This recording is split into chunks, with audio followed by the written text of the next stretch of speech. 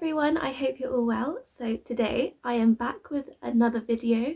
This is my part 2 of the monologues that I've done for drama school auditions, and these are my contemporary monologues.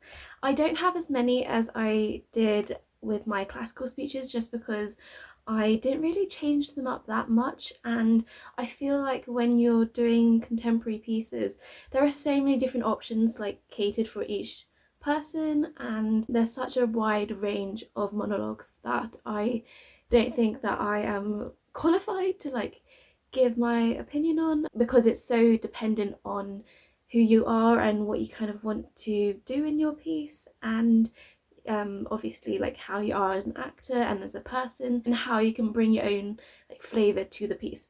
So these are just the monologues that I did for drama school auditions. Yes, some of them weren't the best choices, but you live and you learn, right? So let's just get stuck in. So the first monologue that I learnt was from the play The Fastest Clock in the Universe, and this is by Philip Ridley, and I did the monologue from Sherbet.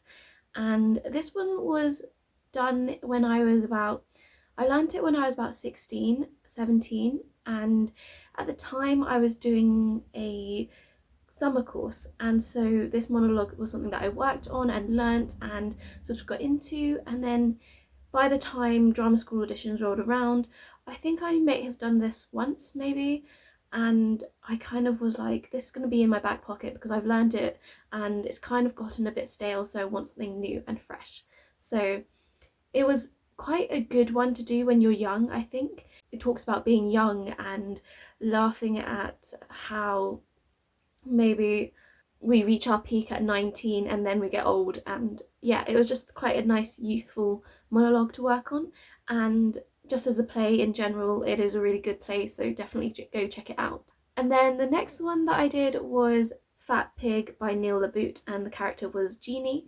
And at the time I was about 17, 18 doing this monologue, and it was just quite a nice feisty monologue in contrast to some of the other monologues for classical that I did. So I wanted that nice contrast between classical and contemporary, but also at the same time the character was a little bit older, and I think when I chose it I just disregarded the fact about her age. And now looking back on it, I think you might have to be slightly older to be able to empathize or really relate to the character.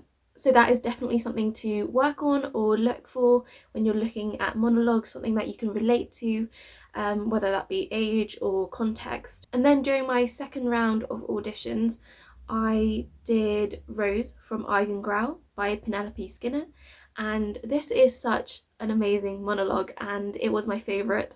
It still is my favourite. I did it for my second and third year auditions, and it was just a character that was closer to me than anything I'd found before, and so it was just really easy to connect to and find her energy and get into character really for an audition.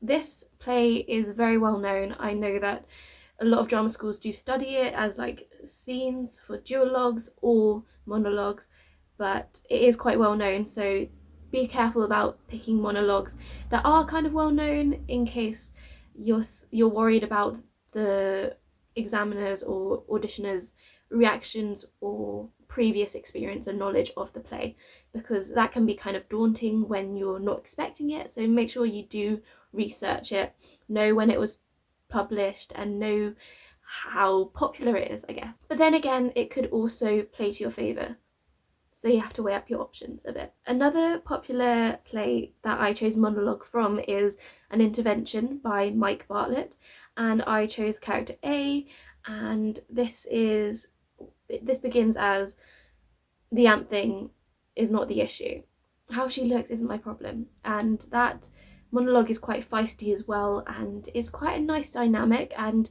this play is also known for the duologues, and people do choose it for showcases and things, but this really was quite nice in contrast to my other contemporary pieces at the time, and so I wanted something feisty compared to like the Rose from Eigengrau, in case I had to show them to contemporaries and a classical, in case they wanted to see different sides of me or just another piece of material.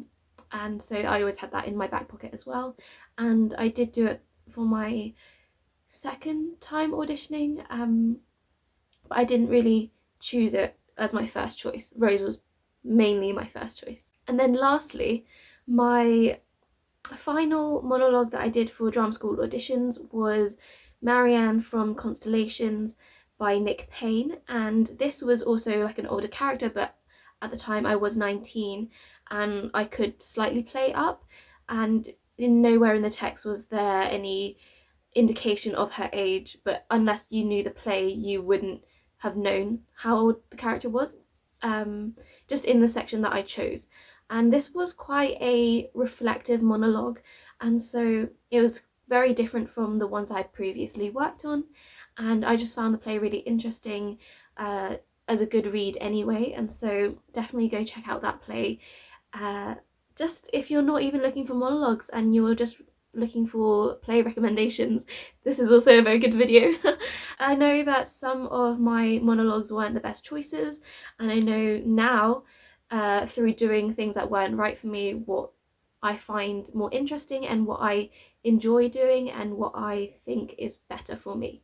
Like I said earlier, you live and you learn, and I'm glad that I chose some that challenged me and some that I felt were immediately right for me, because if you pick something and work on it, that is just a skill in itself. Working on a monologue and then scrapping it and working on another one is quite good for your brain to like train yourself to be able to constantly have things going on and working on that skill, because working on monologues is a skill, audition technique is such a skill, and so yeah, that is what I've learned through doing right and wrong monologues for me, and I hope this has been really helpful for you, just to see an insight of what I chose, because I know some people were asking me previously about which monologues I would choose.